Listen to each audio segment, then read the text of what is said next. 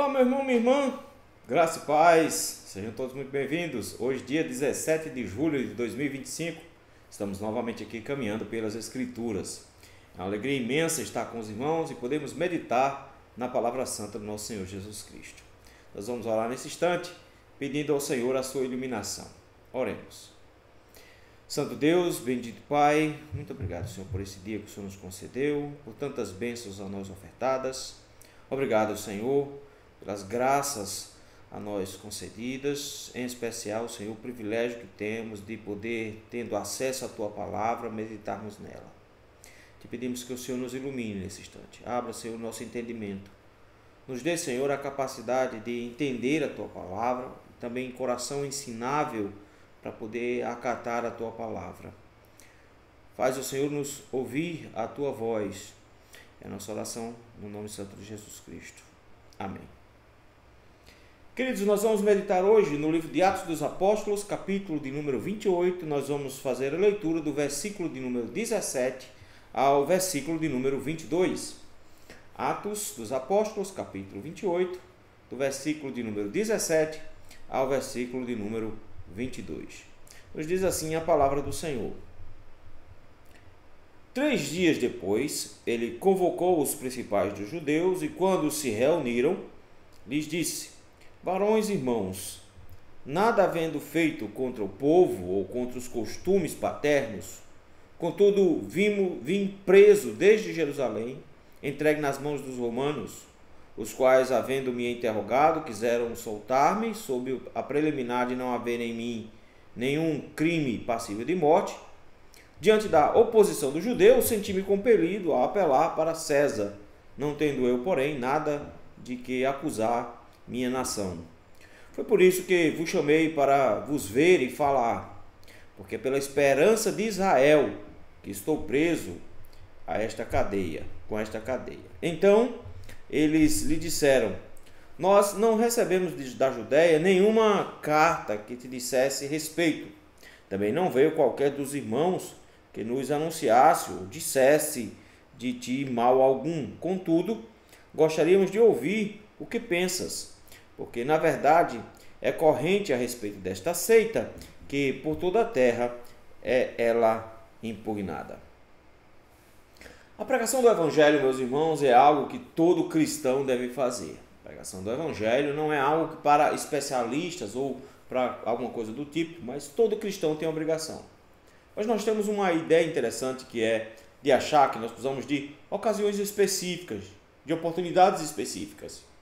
Se está havendo um avanço missionário, um grupo de evangelismo, essa é a hora de pregar o Evangelho. Nas outras circunstâncias, não necessariamente. Nesse sentido, meus irmãos, nós estamos completamente equivocados. O apóstolo Paulo, escrevendo a Timóteo, disse que ele deveria pregar a palavra, quer fosse oportuno, quer não, em toda e qualquer circunstância. Pregar o Evangelho em circunstâncias difíceis pode ser bem complicado, mas é uma necessidade da Igreja de Cristo a proclamação do Evangelho. Por causa de uma concepção estranha que nós temos de terceirização da pregação, achamos que outras pessoas devem pregar, nós em ocasiões muito pontuais. A Escritura nos ensina, na verdade, que não importa, meus irmãos, quais sejam as circunstâncias em que nós estivermos enfrentando, compartilhar o Evangelho de maneira fiel é a nossa missão. E nós encontramos aqui o apóstolo Paulo proclamando de forma fiel o Evangelho numa situação bem complicada, mas é bonito ver como mesmo em meio à resistência, mesmo em meio ao desconhecimento, mesmo em meio a uma situação hostil, a pregação do Evangelho é sempre prioridade para o apóstolo Paulo. O texto que nós acabamos de ler é a continuação da chegada de Paulo a Roma. Não foi fácil. Desde a sua saída lá em Cesareia foi bem complicado, pegaram um navio, enfrentaram uma tempestade, passaram 14 dias no mar perdido, naufragaram em uma ilha chamada Malta. Houve uma oportunidade de pregação do Evangelho ali por 3 meses, Paulo ficou por ali, mas agora teve que retomar a viagem. Viajaram até perto, mas teria mais 200 quilômetros de caminhada, então ele passou esses 200 quilômetros de caminhada. Teve o consolo dos irmãos, alguns irmãos no meio do caminho o acompanharam, e isso foi muito bom para ele. Teve a graça do Senhor ajudando no versículo 16, tendo sobre ele um privilégio de poder alugar uma casa, mesmo que ele estivesse acorrentado a um soldado o tempo inteiro. Ele tinha uma casa onde ele tinha certo conforto e certa liberdade para convidar pessoas, como é o caso que nós vamos ver aqui. O texto vai nos falar então que é o terceiro dia que ele está lá. Ele precisou descansar. Ninguém faz uma viagem desse tamanho, semana, caminhando e fica tranquilo. 3 dias foram necessários. Paulo já começa a tomar algumas providências. E aí nós estamos chegando ao final do livro de Atos dos Apóstolos. Agora nós vamos ter um primeiro encontro de Paulo com esses homens, com os judeus, versículos de 17 a 22. Em seguida nós vamos ter o discurso de Paulo e a rejeição dele, a partir do versículo de número 23 até lá o finalzinho. E por último, um relato final de como funcionou então a pregação do evangelho na cidade de Roma. Agora Paulo na condição de prisioneiro. Mas é bonito porque mesmo Paulo prisioneiro, independente das circunstâncias que ele está, ele prega de maneira fiel. E é isso que eu gostaria de ver com os irmãos hoje à noite, sobre essa proclamação fiel do evangelho e o que ela requer. Em primeiro lugar, meus irmãos, versículos de 17 a 19 nos dizem que ela requer uma identificação com o ouvinte. O texto nos diz que 3 dias depois, versículo 17, foi Paulo que convocou os principais judeus. Lembre-se que Paulo tem sempre aquele método. Primeiro prega para judeus, depois prega para gentios. Mas aqui tem mais um motivo. Paulo está tentando saber como está a circunstância da situação dele em relação aos judeus de Roma, mas em especial ele está tentando já antecipar a sua defesa. E é isso que ele vai fazer aqui nesses versículos de 17 a 19. Nessa antecipação da defesa, o apóstolo Paulo, meus irmãos, se utiliza de um discurso que é fantástico no que diz respeito a estratégias de comunicação com esse grupo que veio para ouvi-lo. Lembre que esse grupo de judeus não são cristãos, são os judeus da região de Roma. Existia uma comunidade muito grande de judeus em Roma. Eles tinham enfrentado alguns anos atrás, antes disso aqui, pelo menos uns 10 anos antes disso aqui, eles tinham enfrentado um problema bem sério, porque devido a uma série de contendas e brigas que estiveram aqui dentro, eles findaram sendo expulsos da cidade.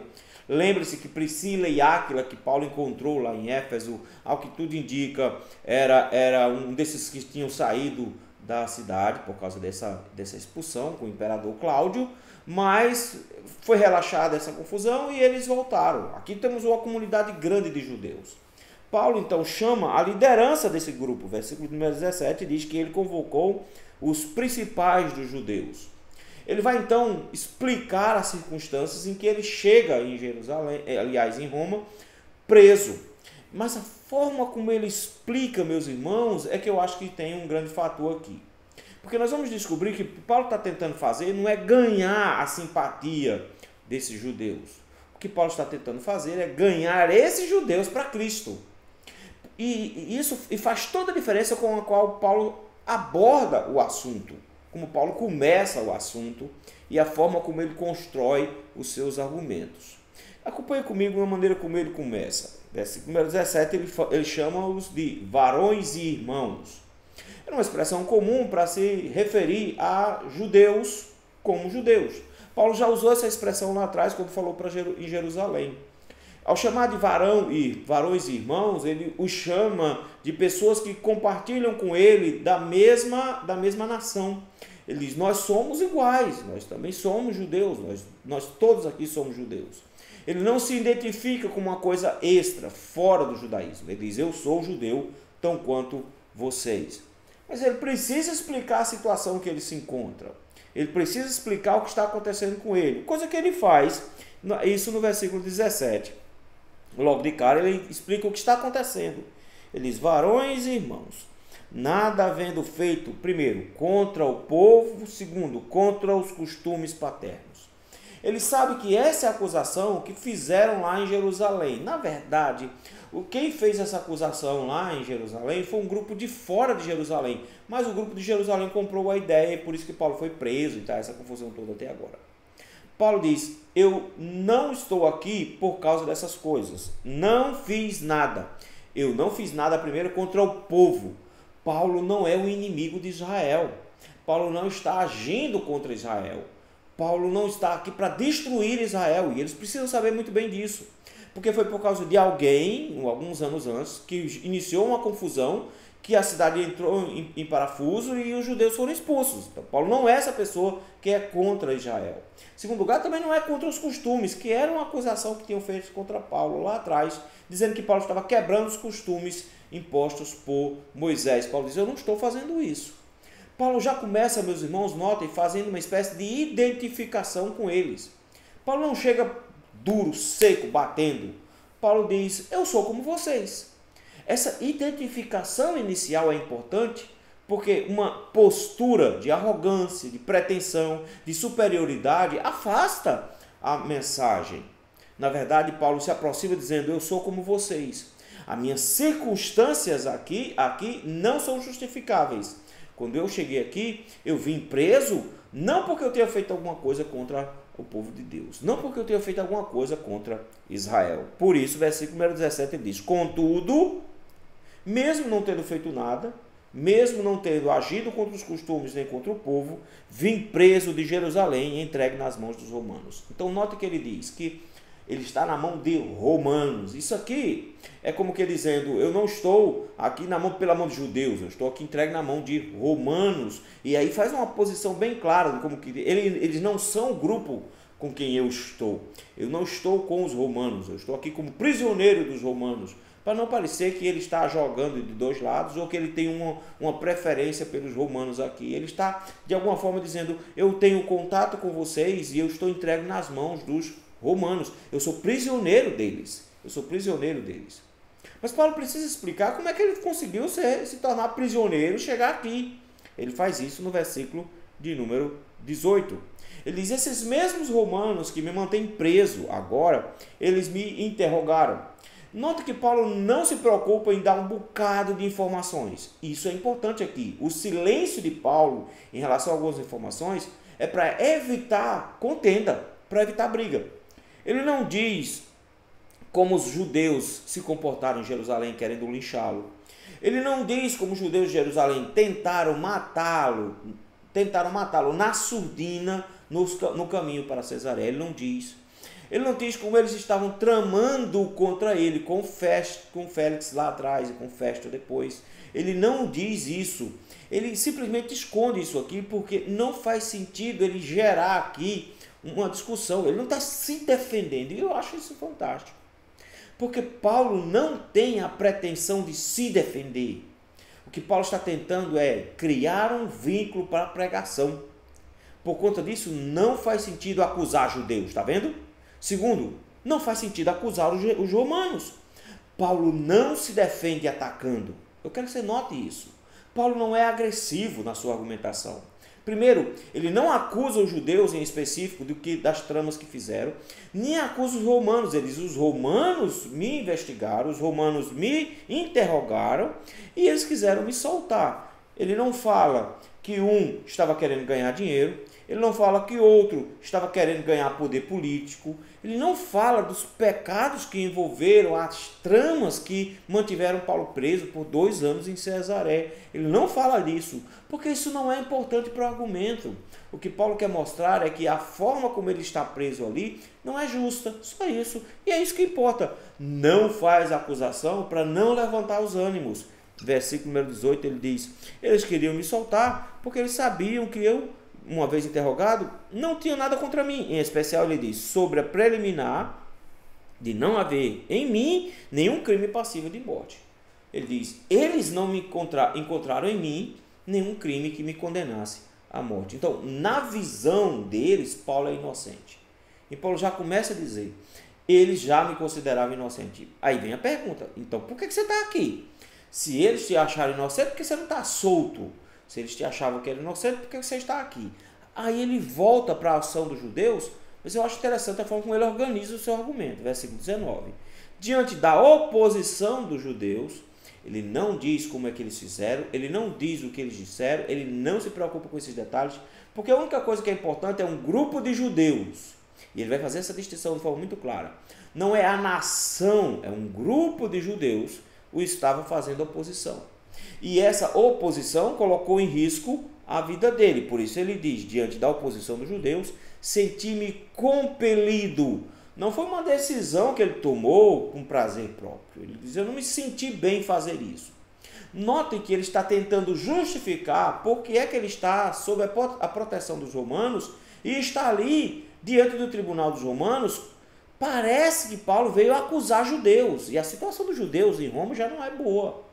Então Paulo poderia ser um problemão para os judeus ali em Roma, principalmente porque, como eles viram que Paulo está dizendo que vai apelar, eles já sabem que Paulo é romano. E se Paulo é romano, Paulo podia estar arranjando problema para Israel, que está submisso a Roma. Se eles maltrataram um romano, eles iriam pagar um preço muito alto por isso. Paulo não quer que isso apareça diante deles, né, com essa perspectiva. Ele diz, eu precisei recorrer tendo uma oposição dos judeus muito grande, mas ele faz uma ressalva. Fui compelido a apelar para César, não tendo eu, porém, nada do que acusar minha nação. Ele diz, eu não estou aqui para me rebelar contra a minha nação, eu não tenho nada contra Israel, eu não quero acusar Israel de nada, meu papel aqui não é revidar Israel. Quem se levantou contra mim foi um grupo, eu não sou contra o povo de Deus, eu não sou contra Israel e não estou aqui como romano querendo acusar Israel em uma espécie de retaliação. Essa não é minha intenção. Veja como é interessante a forma como Paulo argumenta. Paulo não é agressivo, Paulo não é vingativo, Paulo não está tentando colocar esse grupo contra o outro grupo, Paulo sequer está tentando se defender. Ele, inclusive, omite uma série de ofensas que ele mesmo enfrentou. Ele omite os perigos pelos quais ele passou, justamente porque ele não quer gerar animosidade. Ele quer gerar empatia.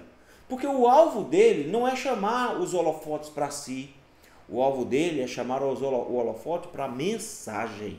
Por isso mesmo, meus irmãos, para que a proclamação fiel do Evangelho aconteça, ela vai requerer exatamente o que está aqui, uma espécie de empatia junto aos ouvintes.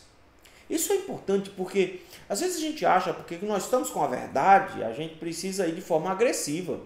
Às vezes eu vejo pregadores de rua fazendo isso, achar que falar mal das pessoas, xingar, soltar maldições e gritar seja a forma correta de aproximação para a pregação do Evangelho. Paulo usa uma técnica completamente diferente aqui. Paulo vai tentar trazer para perto dele essas pessoas por meio da empatia. Quando houver uma rejeição do Evangelho, quando houver uma oposição forte, Paulo não vai ter problema com isso não. Versículos 26 e 27, ele vai citar Isaías e vai dizer, não é para vocês ouvirem mesmo, ele vai soltar os cachorros quando houver uma oposição. Mas nesse momento, Paulo quer a empatia para pregar. Paulo precisa da simpatia do povo para pregar o Evangelho. Paulo abre mão de justificativas para ele, Paulo abre mão de vitimismo, Paulo abre mão de tudo isso para que o Evangelho se torne simpático nos ouvidos dessas pessoas. E nós vamos ver que funciona. E essa é uma lição muito importante que nós precisamos aprender, meus irmãos. Para pregar o Evangelho, nós precisamos de empatia, de simpatia. Para pregarmos o Evangelho, nós não vamos entrar de forma agressiva, já acusando a pessoa e apontando o dedo na cara da pessoa, porque nós não somos os juízes delas. Nós não fomos chamados para ser juízes da pessoa. Nós esperamos que o Senhor seja o juiz dela, que o Espírito Santo acuse os pecados dela, para que ela se apresente diante de Deus. Mas nós não somos aqueles que vão de forma agressiva se lançar contra essas pessoas. Paulo nos ensina uma lição aqui importantíssima. Suavidade ao pregar o Evangelho. Porque o importante não somos nós. O importante não são as coisas pelas quais passamos. O importante não é a nossa situação. O importante é o Evangelho ser proclamado. O que é que requer? Requer, em primeiro lugar, uma identificação com os ouvintes. Essa proclamação fiel do Evangelho, em segundo lugar, requer também foco em Jesus Cristo, versículo de número 20. Note que no versículo 20, Paulo começa assim: foi por isso que vos chamei. Paulo explicou as circunstâncias. Paulo disse, eu sou judeu como vocês, lá no versículo número 17, Eu não fiz nada contra o povo e contra os costumes. Terceiro, eu estou preso aqui, vê lá, na mão dos romanos, mas eles mesmos sabem que eu sou inocente. Terceiro, eu não estou aqui tentando revidar junto aos romanos pelo que aconteceu comigo lá atrás. Eu quero a simpatia de vocês. Mas agora Paulo diz o real motivo de os ter chamado. Porque parece que Paulo está chamando para preparar e trazer esse grupo todo para perto dele. É como se Paulo quisesse aliados, mas não é isso que Paulo está pensando. Paulo não está buscando aliados para a sua causa. Paulo está pensando em pregar o evangelho, que é completamente diferente. Paulo não tem por alvo o seu bem-estar. Paulo tem por alvo o engrandecimento do nome do Senhor. Por isso que no versículo número 20 ele diz: foi por isto que vos chamei, para vos ver e falar. Paulo diz: eu quero falar com vocês, eu quero ver vocês, porque eu quero explicar umas coisas para vocês. Pode parecer que Paulo está dizendo que está querendo se justificar para que eles se tornem aliados. Mas olha qual é o motivo de Paulo chamá-los no final do versículo 20. Porque é pela esperança de Israel que estou preso com esta cadeia. Vamos de trás para frente. Ele usa um singular, esta cadeia. Lá atrás tinha dito que ele tinha sido preso com cadeias, porque realmente ele estava acorrentado, mãos e pés. Aqui não. Aqui tudo indica que ele está com uma cadeia no braço, uma algema no braço, que é presa à algema do braço de um soldado. Então ele só tem uma corrente o segurando. E ele precisava ficar acorrentado. Então o soldado funcionava mais ou menos como tornozeleira eletrônica de Paulo. Ele estava preso. Mas ele diz: eu quero que vocês saibam que o motivo pelo qual eu estou preso aqui não é o que eles me acusaram, mas é outro motivo. E aí vem, Paulo diz: é porque é pela graça, é pela esperança de Israel que eu estou preso. Esperança de Israel? O que Paulo quer dizer com isso? Interessante, porque quando ele usa o termo esperança de Israel, aqueles judeus imediatamente teriam entendido o que Paulo falou. Eles sabem do que Paulo está falando, porque essa expressão, esperança de Israel, era a expressão que era usada naquela época para referir-se ao Messias. É interessante porque esse conceito de esperança de Israel era a esperança de redenção de Israel. Eles entendiam redenção, na verdade, como uma redenção política, é bem verdade, mas nós vamos descobrir a partir das Escrituras que a redenção era a redenção espiritual e que essa redenção espiritual estava aberta para todos. Mas Paulo diz: eu estou aqui preso por duas questões. Primeiro, porque eu sei quem é o Messias e eu sei qual foi a obra que ele realizou. Note que o motivo de Paulo chamar é porque Paulo quer falar sobre Jesus e sobre a salvação que Jesus estava providenciando. Em especial, essa salvação que é a grande esperança, aquilo que Israel estava esperando há tanto tempo. Todo judeu tinha, e alguns ainda têm, a esperança da vinda de um Messias. Eles esperavam que o Messias viesse para restaurar, para resgatar Israel da opressão em que eles viviam. O apóstolo Paulo diz: eu conheço o Messias, eu conheço a sua mensagem, eu sei qual foi a sua obra. Eu quero falar para vocês sobre a esperança do Evangelho. Eu quero falar sobre para vocês, sobre a pessoa de Jesus Cristo. E isso, meus irmãos, faz uma diferença enorme aqui. Porque em meio a todas as circunstâncias, na tentação de se defender, de conseguir aliados, Paulo só tem uma preocupação. A preocupação de Paulo é pregar o Evangelho para eles. Paulo diz: eu estou preso, ok, mas é por causa da esperança de Israel.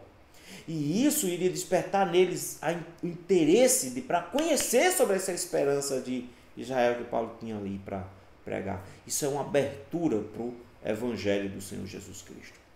Isso, meus irmãos, é uma coisa muito importante no que diz respeito a pregar o Evangelho. Porque a gente acha que pregar o Evangelho é defender bandeira de igreja.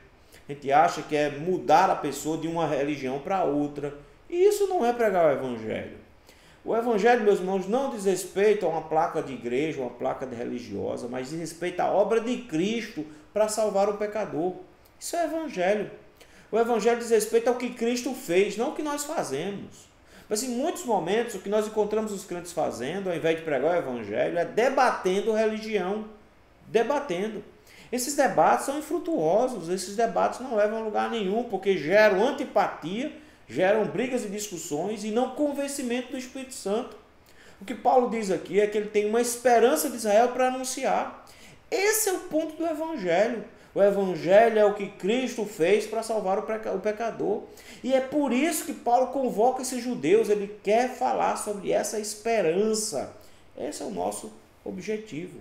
Nosso objetivo, meus irmãos, não é defender a causa da nossa denominação. Nosso objetivo não é defender o presbiterianismo, não é defender o batismo infantil ou alguma coisa desse tipo.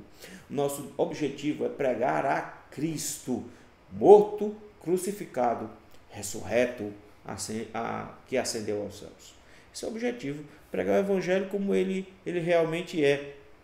Nesse ponto, toda a mensagem cristã tem que apontar para Cristo. Todo o cumprimento das Escrituras, toda ela aponta para Cristo. E Cristo sendo apresentado com profundidade. É o que a pregação do Evangelho fiel requer. Pregar a Cristo. Não pregar bandeiras, não pregar estruturas, mas pregar a Cristo, para que a pessoa, conhecendo a Cristo, renda-se a Cristo, seja perdoada e salva. O que nos leva, meus irmãos, a um terceiro aspecto aqui do que requer a proclamação fiel da Escritura. Nós vimos que a proclamação fiel das Escrituras vai requerer, em primeiro lugar, uma identificação com o ouvinte, vai requerer um foco na pessoa de Jesus Cristo, e em último lugar, versículos de 21 a 22, vai requerer uma resposta do grupo que está ouvindo, seja em oposição ou em recusa, mas uma oportunidade sendo aberta. Acho interessante a resposta que os judeus dão nos versículos 21 e 22. A resposta deles não é uma resposta emocionada. Você pode pensar assim, não vai surtir nenhum tipo de resultado. Mas olha o versículo 21. Então eles lhes disseram, nós não recebemos da Judéia nenhuma carta que te dissesse respeito. Isso é uma informação interessante. Por algum motivo, depois desse tempo todo, 2 anos que Paulo esteve preso, essa peregrinação para chegar em Roma, ainda não chegou nada da sinagoga de Jerusalém acusando Paulo na sinagoga ou nas sinagogas de Roma. Vejam, não é que eles não tivessem necessariamente notícia, mas não chegou informação oficial. Não houve nenhuma comunicação. Por providência divina, o grupo que estava lá em Jerusalém só queria matar Paulo e não acusar Paulo de maneira formal lá na frente. Eles queriam oportunidades para matar Paulo. E por isso eles não tinham avisado a sinagoga lá de Roma de que estava chegando um prisioneiro chamado Paulo e de quais eram as acusações. Então a primeira coisa que eles dizem, nós não recebemos nenhum tipo de ofício, de documento nos falando sobre você. Segundo, ele diz assim, também não veio qualquer dos irmãos que nos anunciasse ou dissesse de ti o mal. Ou seja, também não veio ninguém daquela região para cá e falou mal de você. É como se eles tivessem esquecido Paulo completamente. Nem tinha documento, nem tinha testemunho. Notaram? Ninguém veio de lá para falar mal de Paulo. Isso não significa que eles não têm um preconceito com Paulo a partir do que eles sabem que Paulo é. Porque esse grupo sabe que Paulo é cristão. Mas, meus irmãos, isso aqui abre uma oportunidade fantástica. Porque não chegou a acusação de lá, mas agora eles ficaram curiosos. Ficaram curiosos porque Paulo disse que a mensagem que ele tinha para anunciar era a esperança de Israel. Note como Paulo, primeiro, ganhou a simpatia deles. Segundo, de como Paulo despertou a curiosidade deles. Paulo agora, versículo 22, tem a oportunidade de pregar para eles. O texto diz assim, contudo, nós não temos acusação formal, não tem nenhum ofício, nós não temos nenhum testemunho, ninguém veio falando mal de você. Mas, olha a oportunidade, gostaríamos de ouvir o que pensas. Esse grupo, meus irmãos, diante da palavra de Paulo, diante da forma como Paulo colocou as questões, eles começaram a notar que Paulo não é hostil a eles. Pelo contrário, Paulo se identificou com o judeu, se tornou simpático para com os judeus, mostrou da preocupação dele em não manchar a reputação, a imagem dos judeus, e disse que tinha a esperança dos judeus para proclamar. Eles ficaram curiosos para a mensagem. Esse é um ponto-chave, meus irmãos. Transformar oposição em oportunidade. Trazer aqueles que são opostos ao Evangelho a se tornarem curiosos para a pregação do Evangelho. Nesse momento eles dizem, a gente gostaria de ouvir o que pensas.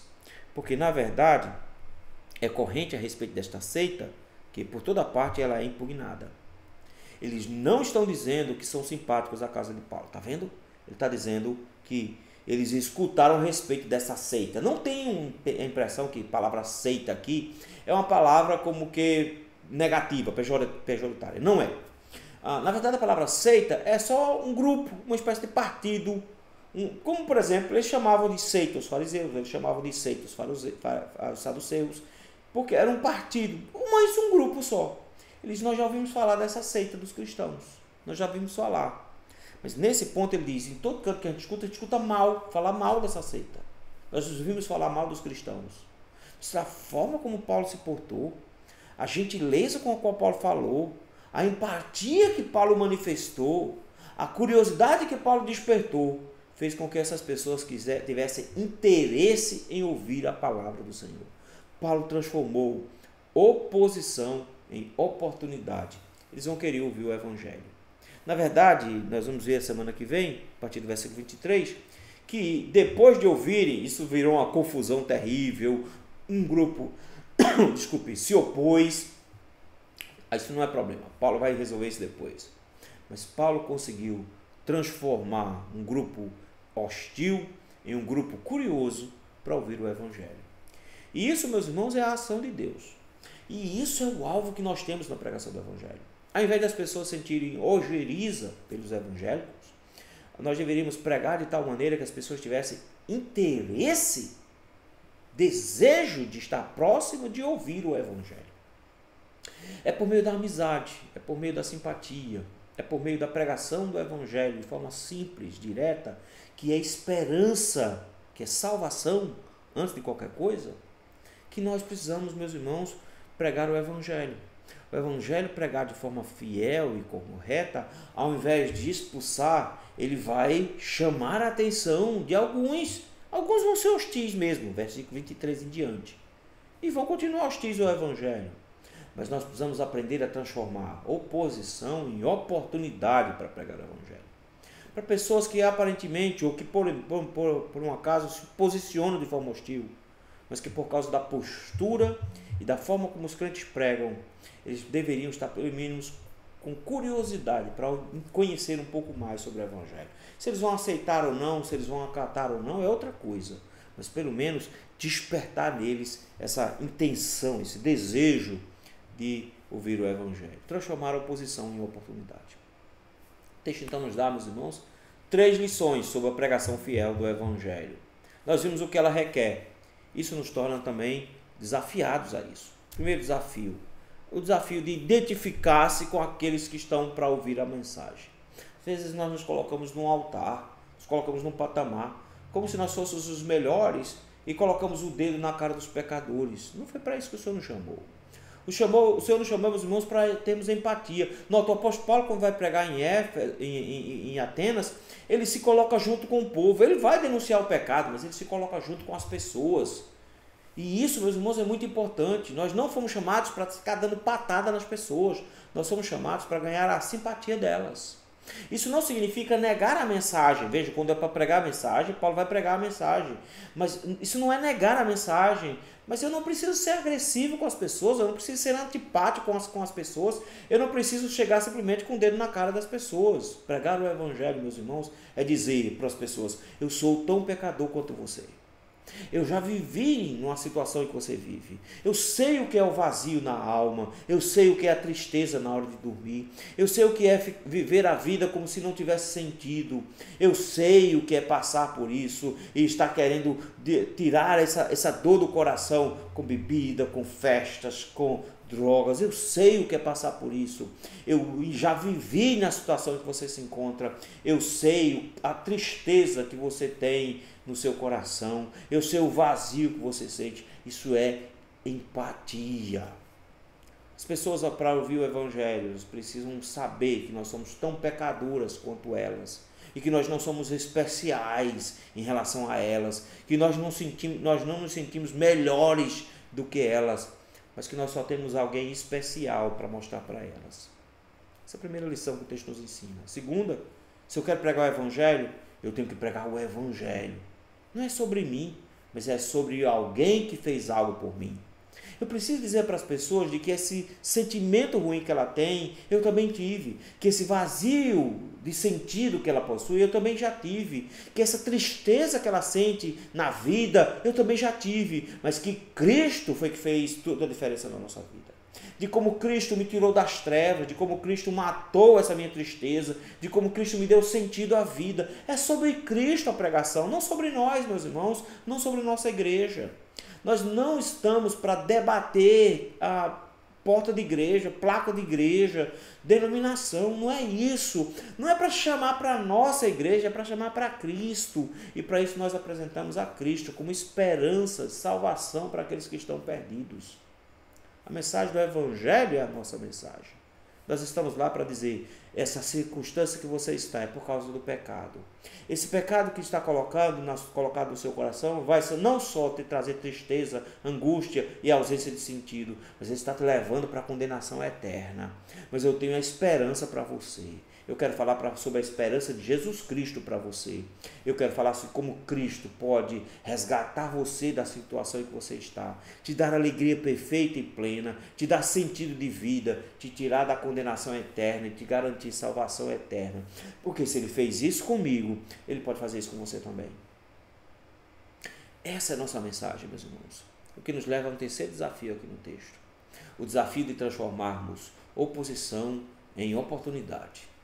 Se nós soubermos apresentar o Evangelho, meus irmãos, pessoas hostis poderão ouvir o Evangelho. Pessoas que nós achamos que nunca ouviriam o Evangelho, elas podem ouvir o Evangelho. Pessoas que nós achamos que são antipáticas, que parecem ser pessoas hostis, se nós tivermos a atitude correta para pregar o Evangelho, talvez essas pessoas escutem. Alguns vão rejeitar, é bem verdade. Alguns vão ser agressivos, é bem verdade. Alguns não vão querer saber, é bem verdade. Mas talvez um escute, talvez um queira. Esse é o nosso papel, despertar essa curiosidade. Você quer ouvir mais sobre Cristo? Você quer que eu te fale sobre a pessoa de Jesus Cristo? Não quero saber, não. Você não quer saber de crente? Tudo bem. Não quero saber, vocês são doidos. Tudo bem. Mas talvez haja um que o Espírito Santo toque no coração e diz, eu estou me sentindo assim mesmo. Eu me sinto vazio, em tristeza profunda. Me fale sobre mais sobre esse Cristo que você conhece. E aí você vai ter uma oportunidade de proclamar o Evangelho de Jesus Cristo, de dizer como Cristo age nos corações, de como Ele transforma as vidas, de como Ele salva pecadores. Nós precisamos, meus irmãos, aprender a transformar oposição em oportunidade para a pregação do Evangelho. Pregar o Evangelho é o dever de todo cristão, mas nós precisamos saber o que essa proclamação requer. O Senhor nos desafiou hoje a fazermos algo parecido com o que Paulo fez. Apresentar Cristo, não a nós. Apresentar Cristo, não nossa denominação. Apresentar Cristo com empatia. Apresentar Cristo de forma satisfatória. Apresentar Cristo modificando oposição, transformando oposição em oportunidade. Identifique-se com quem você prega. Certifique-se que a mensagem do Evangelho é Jesus Cristo. Transforme oposição em oportunidade. Vamos orar? Obrigado, Senhor, por esse momento. Obrigado, Senhor, por tão grandiosa oportunidade que o Senhor nos concede de ouvirmos a Tua palavra. Agora, meu Deus, nesse instante, uma vez desafiado por ela, ajuda-nos, ó Senhor, a seguirmos o exemplo de Cristo, que fez exatamente isso aqui, que podia ter chegado acusando, mas foi empático com todos, pregou a mensagem de forma clara e concreta e transformou muitos corações no processo. Ajuda-nos, ó Senhor, a sermos esses agentes do Senhor a fazer isso agora, para que nós também, Senhor, tenhamos a habilidade para proclamar o Teu Evangelho de maneira fiel. Nós te pedimos isso no nome santo de Cristo Jesus. Amém. Queridos, muito obrigado pela presença de cada um de vocês. É muito bom contar com vocês sempre por aqui. Se você já é inscrito em nosso canal, não se esqueça, curte esse vídeo, comenta, coloca de onde você é, manda abraço, a gente vai de repente responder para você também. Então, deixa sua mensagem aqui, diga o que você achou, o que você pensou, deixa o seu comentário, isso nos ajuda. E compartilha essa mensagem, clica aí em compartilhar, coloca no WhatsApp, coloca no Instagram, coloca lá no Facebook. E assim você vai estar ajudando não só o nosso canal, mas a mensagem do Evangelho chegar para outras pessoas também. Se você por acaso esbarrou aqui em nosso vídeo, não perca a oportunidade, se inscreve em nosso canal, aciona as notificações. Toda quinta-feira, todo domingo nós temos culto ao vivo, nós estamos apresentando o Evangelho. E você é muito bem-vindo a ser mais um daqueles que estão ao nosso lado nesse instante. Se você é aqui de Recife, está convidado para estar conosco lá na Igreja Presbiteriana do Largo da Paz, no bairro de Afogados, na rua Motocolombó, um pouquinho antes da ponte Motocolombó. Todo domingo, às 9h30 da manhã, nós temos culto, e logo em seguida nós temos escola dominical, e às 6 horas da noite nós temos culto novamente. Você é nosso convidado e será muito bem-vindo. Nós ficamos por aqui e voltamos com a graça do Senhor, próxima quinta-feira, se assim o Senhor nos permitir. Até lá, tchau, tchau.